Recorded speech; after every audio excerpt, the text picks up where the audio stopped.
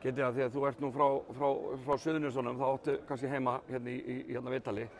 Menna, er þetta bara mjög auðvelt í allt kvöld hjá okkur? Nei, það er náttúrulega gríðarlega orka sem fer í frammistöðu eins og þessa og við tölum það fyrir leik að við vildum vera kannski, hvernig að orða það, við vildum sýna frammistöðu eins og þessi, vera humble og vilja leggja allt í þetta til þess að vinna þennan leik. Þannig það ekki aðalega vörnin ykkar sem að svona býr þetta til, eða hvað? Jú, vörnin, en síðan líka bara boltinn hreyfist vel sóknarlega og þegar boltinn hreyfist þá erum við tilbúin að leggja kannski meira á okkur varnarlega og þá líðum mönnum betur og vel og boltinn hreyfist og það er kannski svona, já, aðalatriði í þessu að menn, það var ekki einspila þannig í kvöld, það var bara, menn spiluðu saman og varnarlega og sóknarlega. Þetta byrjar nokkuð jaft, menn einhver bara 2 stig eftir fyrsta fjórðung. Hvað breytir sér?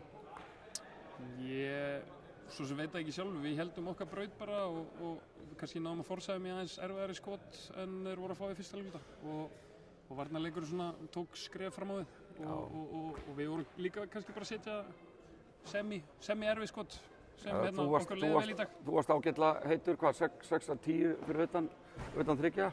Já, maður bara leiði vel í dag og hérna, það var bara liðsframmistaða.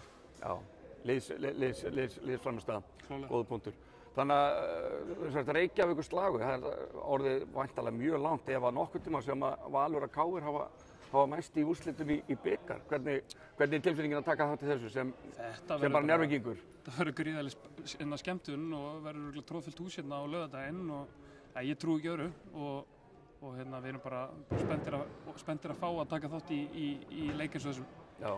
Hvað svona, ef þú svona rýnir í þessa káinninga, hvað svona þurfum það að gera til þess að taka sigur? Þeir eru náttúrulega með gríðarlega styrk undir körunni og svona í kringum teginn og við lentum í smá brasi við þá í síðasta leik í deildinni með þessa leikmenn sem eru sterkir og síðan eru náttúrulega bara með Tóta og Nimrod sem eru hörkuspilarar og við þurfum bara að leggja þvíleika vinnu varnarlega í til þess að eiga og bara svipa vinnu eins og í dag ef ekki meira til þess að eiga séns í þetta.